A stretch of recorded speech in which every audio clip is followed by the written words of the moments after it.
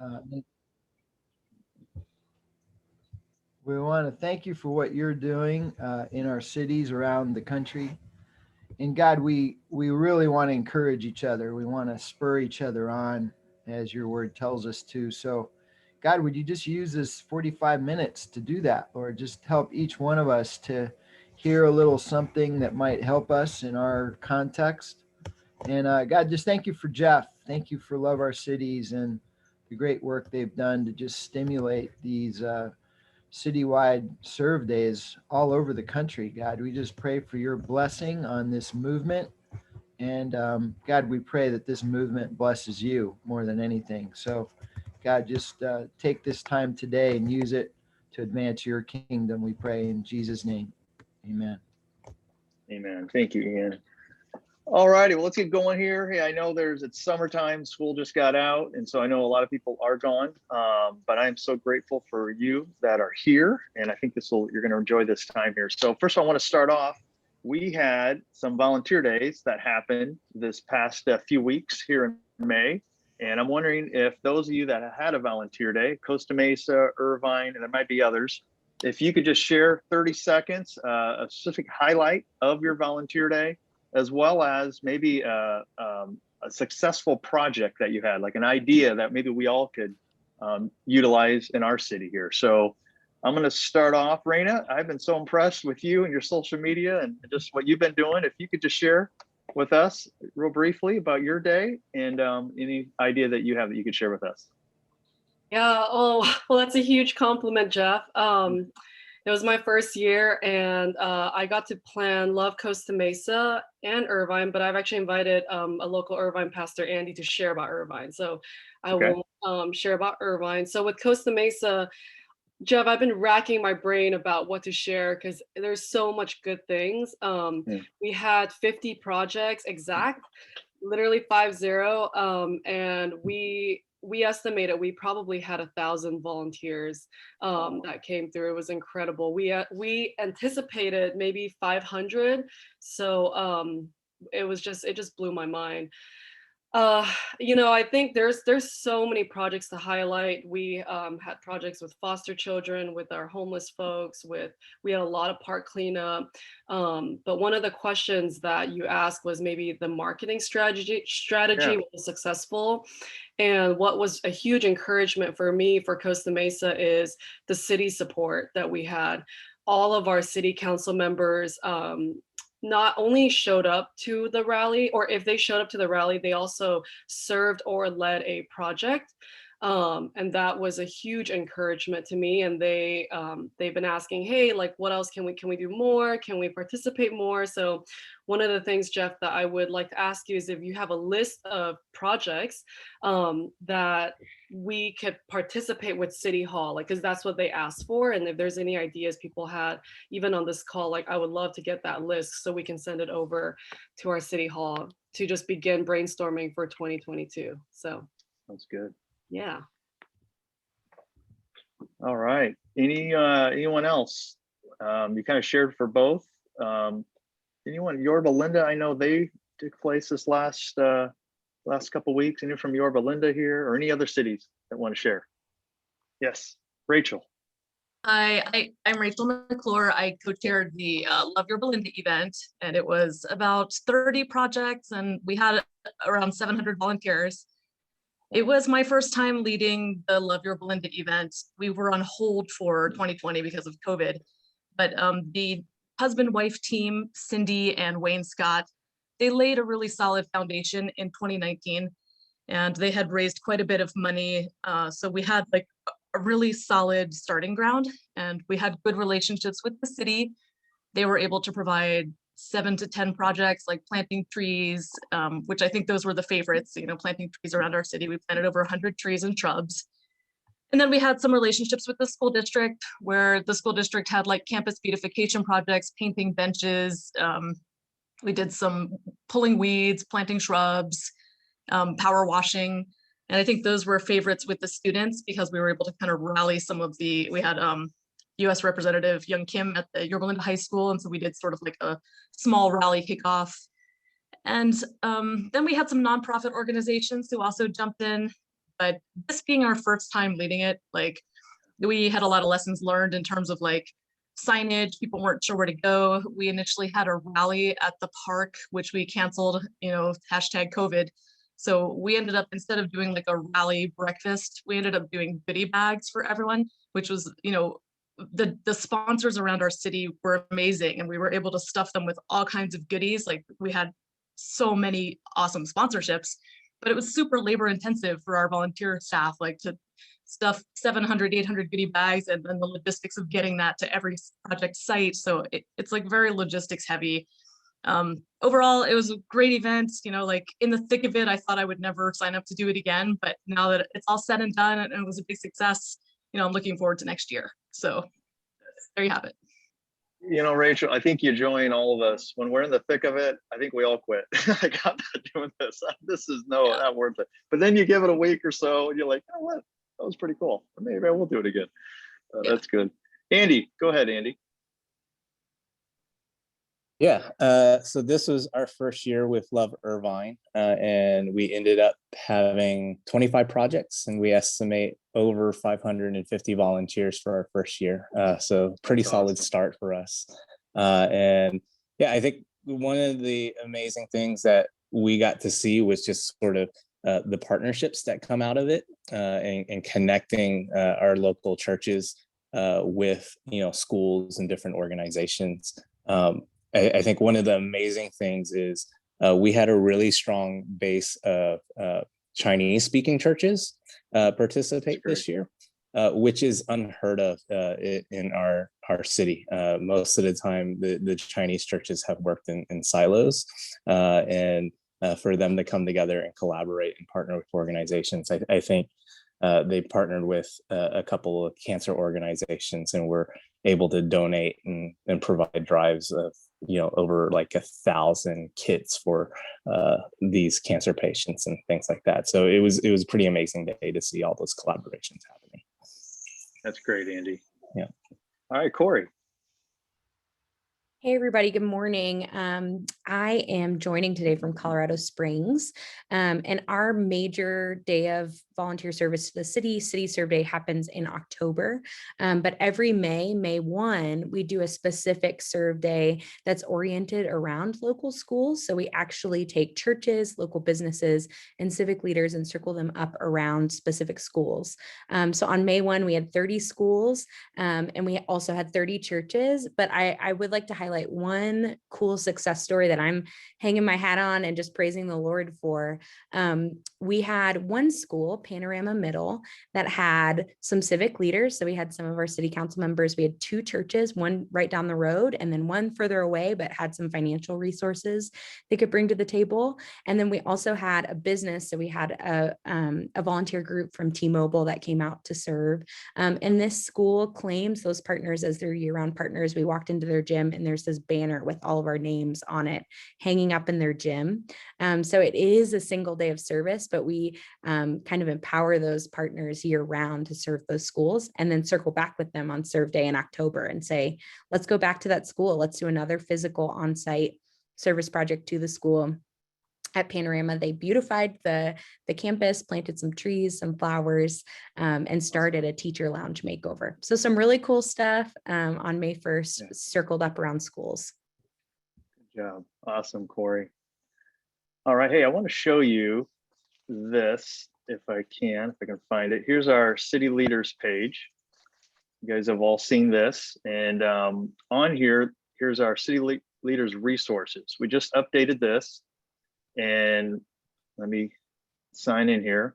So there's a new look, all that to this page here. We still got a few things we want to do here, but one thing I want to show you, you guys are in the way, project ideas. I think Randy, you alluded to, what we did this last month, we went through every city's projects and we kind of highlighted some of the most creative, some of the unique ideas that I think would work for every city, And so if you go down through all these projects, I don't know, about 30 or so we highlighted. Now, if you want to add some, we want to just send me that information, kind of the same template, we have here, and we can add these. But I just love some of these ideas that I think will be useful for all, as you guys just shared. Marketing media ideas, we need to update this page. This is old. Here's what I need from you all. And actually within an hour after the meeting, within an hour, if you could just email me your best marketing media ideas and like a photo of what it is. Maybe it's a mascot, decals or whatever it is. We need to update this page. And I want to, have you all to learn from each other, to share with each other and share each other, creative ideas that you've done. Maybe it's a banner. I know Love Slow, San Luis Obispo, they did this banner where it said, "We love, Slow," and then they wrote names on it, and then they hung it at the city hall. And in the city hall, literally the city put it up there, year round. And we copy that idea here. So there's ideas like that I think we can share and use, with each other there. So if y'all could send me that within the hour, I would really appreciate that. Here's some observations. Well, let me say this too. Any challenges that you all had recently, or that you guys are even going through as a city, as you're thinking about year round, not just the one day, but year round? That's COVID has really forced us all in a good way to think that we've got to love our city year round and come up with ways to continue to reach out to our city year round. I'm going to be on after the call as long as needed to be a help any way as possible. So any website challenges or suggestions that you have, or just want to talk ideas or whatever's going on, I'm just going to stay on after the call as long as needed. So we can talk about those. My observations from the spring is just learning and hearing from all the cities that participated is you guys are unbelievable. I mean, the creativity that you all had in pulling this off. This last year, we know, no doubt, has been incredibly challenging. We all had to use the word of the year, pivot. I mean, we've all had to do that in some crazy ways. And yet you did it. and you pulled it off, even though you wanted to quit midway. Me too. You look back, you go, whoa, this is what was accomplished. And we were able to get creative with projects. Yeah, we couldn't do half the amount of projects we wanted to do, but we still was able to do so many things in so many creative ways to reach out and encourage people in our city. So I just want to say, yay, way to go, everyone. Some data here, adding up all the city volunteers that participated this past spring, we had over 13,500 volunteers in all of our cities. That's a big number. And if you equate that to volunteer hours, it's right under 70,000 volunteer hours. If you equate that to dollars, we're right under $2 million of community service that we've given back to our city. So collectively, we've made a difference. I mean, we made a big dent, in our cities here this past spring here. A couple reminder distinctives if I was observing cities. One question we all have to keep continually to ask is, who is our audience? Who is our audience that we're trying to reach?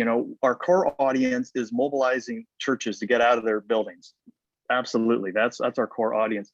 But we have an even bigger vision to mobilize the whole community.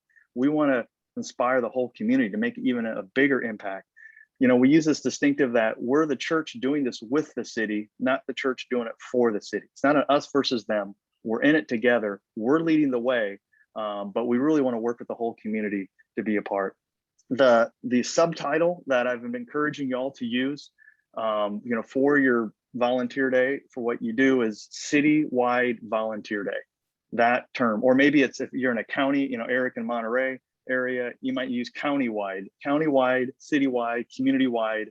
It just says that everyone's welcome to be a part. Everyone can be a part. The word volunteer it's the word that commonly around the world is used for donation of time.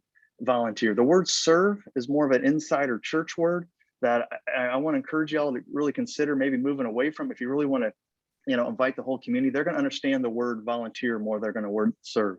So just consider that as in your wording and your terminology that you all use.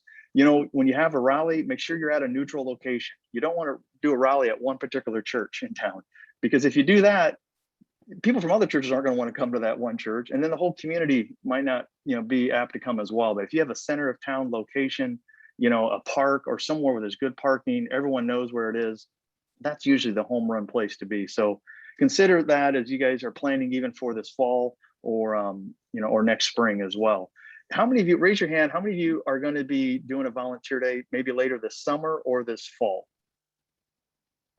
Oh, very, very good. Okay, here's what I want you to do. If you can, in the chat area, if you can just say your city name and your date that you're planning on having that. I'm trying to, accumulate everyone's plans for the rest of this year. I know there's a lot of cities are doing that. In Modesto, we're planning on October 9th, and it's going to be much like what we did April 24th. We're still going to honor our county and whatever our county guidelines are in our city. We want to honor them and work with them. I know things are opening up more. We're still not planning on a big rally or anything. We're going to plan on that for next April, the last Saturday in April 2022. We are planning the biggest coming back party our city has ever seen. It is time. Hopefully, if everything keeps going the way it's going, we're going to be able to have a huge gathering and food and fun and all that kind of stuff as well. Okay, so Love Our City's book update. Want to give you a quick update here. So we just signed with an agent, and we got our manuscript is done. Now we're shopping.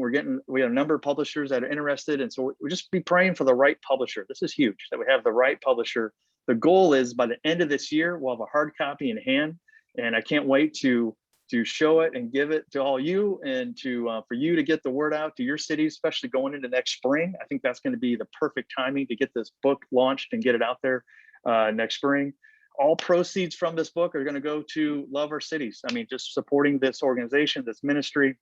I mean, that's what we're trying to do is not only raise funds, but we want to get the word out that this would be a tool for churches and tool for cities around the world. Our dream is that to help 1,000 cities in the next 10 years. And so we really feel like this book is going to be a great tool in doing that. A number of your cities are profiled in this book as well, which is really exciting to me. Okay, I want to share with you what I think is one of the greatest threats to love your city name. One of the things that I've seen have taken down cities this past 13 years. I've seen this thing maybe take down cities more than anything else. One example is a city not too far from where I live.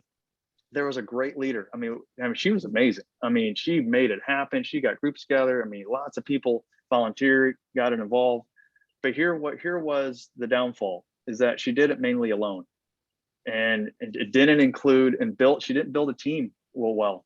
And she tried, but it just didn't work. And there wasn't ownership from different churches and different businesses and organizations and nonprofits. They only had one major financial donation. Only one donation came from one person rather than multiple organizations donating a little bit to, and when you donate a little bit, you get a bunch of people donate a little bit, you have more people have ownership, more people have stake in what's going on. And so that wasn't taking place. And so for the last, I think, 3 years now, this city's been down. It's been inactive. And when she left, moved, it just she didn't build up anyone behind her to take the leadership mantle. And that's happening in all of our cities. There's always going to be turnover at times. And so I feel like one of the biggest leadership threats is for our cities is when we're not building, healthy teams, when we're not having, people all around us sharing the load so we don't get burned out, and sharing that load and having the best people as possible on that team here. The good news about the city is they're getting on board this next year. So I've got a whole new leadership team. I'm super excited how I'm working with them. So I want to share from our leaders manual here. Let me go back to our website here. Okay, let me go back here. So if we go to our website, you all know it, loveourcities.org /city leaders. Then our manual here, right down through here, we just updated this. There's a lot of new information on here that I think you guys are going to want to read, especially after getting started. Now this is addressed to new cities getting on board, but this applies to all of us right here. So I'm going to read number 2 here. City leaders need to call together a love your city name interest meeting. Okay. So invite people with diverse backgrounds and churches who share the same faith and values. The purpose of this meeting is to cast vision, to ask for buy-in from participants by sharing the team positions and donations from different churches and organizations that are needed. We'll help you with this meeting. Ongoing meetings are going to need to be scheduled. Depending the size of your city, here are some of the key positions for your leadership team. So let me first start with this. Your team really should look a lot like what your city looks like. Like you should probably have all one gender on your team. You probably need to have both genders on your team. You need to have the colors of skin on your team. It'll look just like your city. So you're representing and advocating for all parts of your city. You need to have different people from different churches, on your team. You can't just have people from all one church. I'm telling you, it doesn't work. It's going to fail. The other churches don't want to, they're not going to play with the one church that wants to lead everything. And often, I've seen this over time. One church wants to maybe lead it all and they want to pay for it all. That's not good. I'm telling you, those cities fail.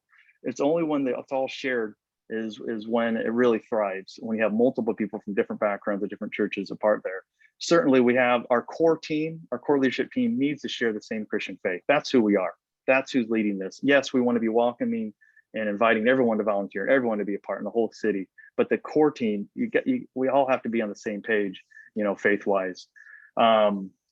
We asked about, donations. I shared too, if here's what I do with cities. I go, oh, we have one church that wants to pay for all of it, or one organization or business wants to pay for all of it. I go, no, don't do that. If you need to raise $1,000, get 5 organizations to put $200 in each. I'm telling you, because once their money's in, their involvement is going to be in as well. And so really you want to share that expense. So here's a different, if you're just starting off as a city, I can see 5 positions that are really needed. And then as you grow, you're going to obviously add more positions, but certainly each city needs a city leader. That's who you guys are. The main leader, the organizer, the champion, the person that, has the vision, the heart, that can inspire people. That's who that city leader is. We need that. And that's the person I work with in each city. You need to have someone who can help out with projects, to getting projects on board, managing project leaders, which is, as we all know, is quite a task at times. But developing that project page and getting all the descriptions and everything as they should be, but getting projects together, you got to have someone take the lead on that. Marketing, someone who, could lead the whole marketing campaign, who has those gifts, abilities, and those passions, reaching out to businesses and churches, even seeking sponsorship opportunities. Now that as you grow, the sponsorship thing might be a whole nother person that does that. But at least starting out, I think that could fit in that category. You need to have someone who's tech savvy. I've seen this in cities when there's not someone who's tech savvy, the city leader gets really frustrated. But when you have a tech savvy person, and some of our cities have some amazing tech savvy people, those cities thrive. I mean, social media wise, website designing it, and we help you with that. But you know what? Someone has just got to be good at it. And then a rally person, someone who can come along the city leader, plan the rally, getting the vendors on board, and just a great experience before people go out to their projects is really important. So, those are 5 positions. Again, as you grow, there might be more positions, greeters at the rally or whatever, sponsorship person, things like that. How does this all sound to you? I'm going to open it up here just for a little bit here. How does it sound to you? What positions am I missing here? What positions do you have that you think are vital in having a healthy leadership team?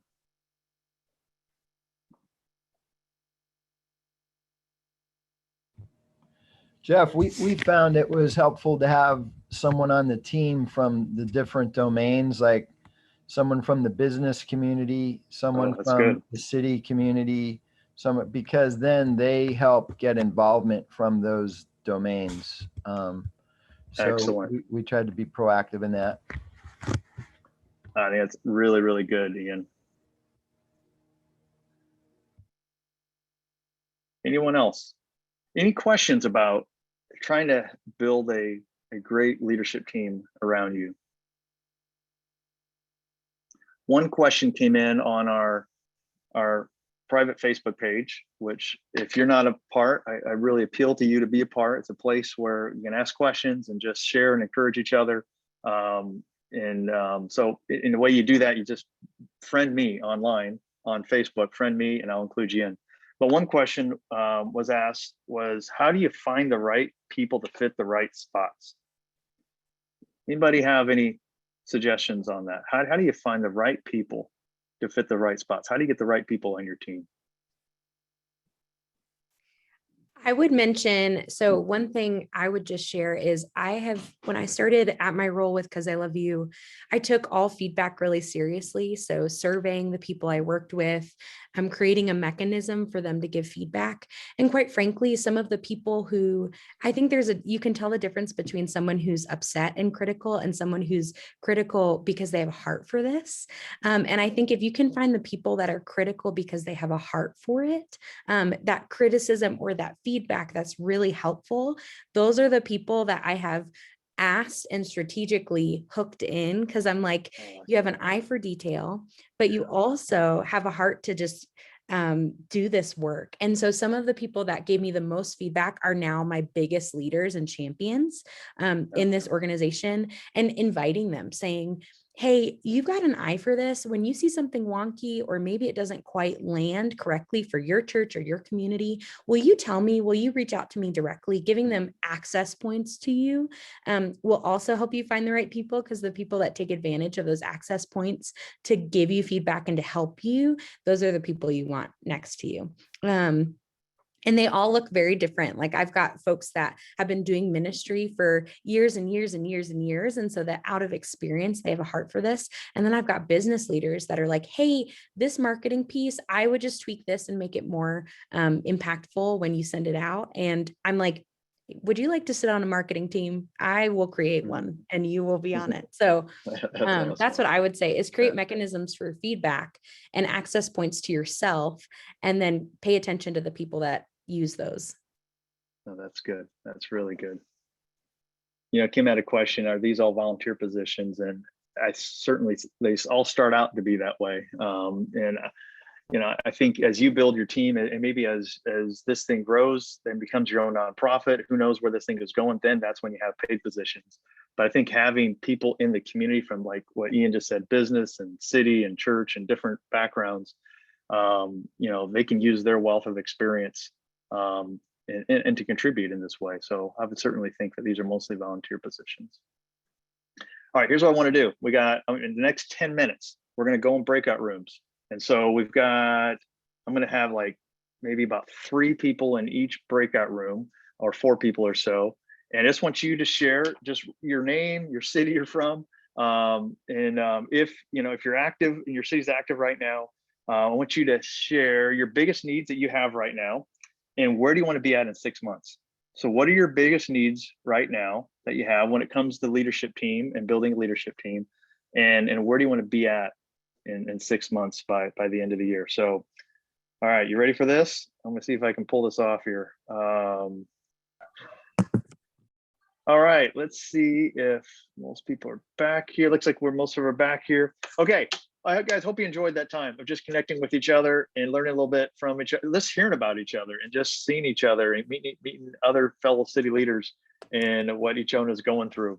Okay, so next month, July 7th is our next meeting, the first Wednesday in every month, 8 a.m. Pacific time, whatever time it is in your part of the country. We're going to have, the plans are is having Jonathan Fritz. I don't know if you guys heard of Jonathan Fritz. He leads something called 10 Days of Prayer. And what this is, he has scaled this 10 Days of Prayer model to over 150 cities right now. And he's planning on scaling, to a whole lot more here. But this is something for a great tool for the churches that we work with, to inspire them, as well as get on board with something that it's just working, it's spreading. And it's so if you go to 10days.net, www.10days.net, you can learn more about it. I'm going to send more information out here, but he's a great guy. It's super engaging. And I think you're going to be really inspired by this idea that we're going to try to, we're just trying to connect with churches and trying to encourage them. And I think this is a great way to do that. Also going to want to do an interview with a city leader next month, call it Get to Know Another Amazing City Leader. So I've got a lot of questions that we're going to get to know people from, all around the country here. Mark your calendars, October 22nd, Movement Day. Remember Jim Liskey, I think it was last month, talked about Movement Day. And so, it's 10 a.m. to 4 p.m. Eastern time, 7 a.m. to 1 p.m. Pacific time. It's live, it's free. It's, from what I hear, I haven't been, but I know a lot of people have been. They said it really is the best, equipping, inspiring conference in a sense for us to go to. So the goal is for you to get together with your teams and to watch it live, like in the same room, big TV room, maybe spread out, maybe not then. I don't know what October is going to look like. But the goal is to be with your teams and watch it together. Don't forget to send me your marketing, your media ideas, even maybe your latest video. If you have a video that your team produced that is really great, send me that link to that video. I just want to get some of those marketing ideas up on the resource page here. And I think that's it. Stay on the call if you want to keep talking about anything you want to talk about, and I'll be here.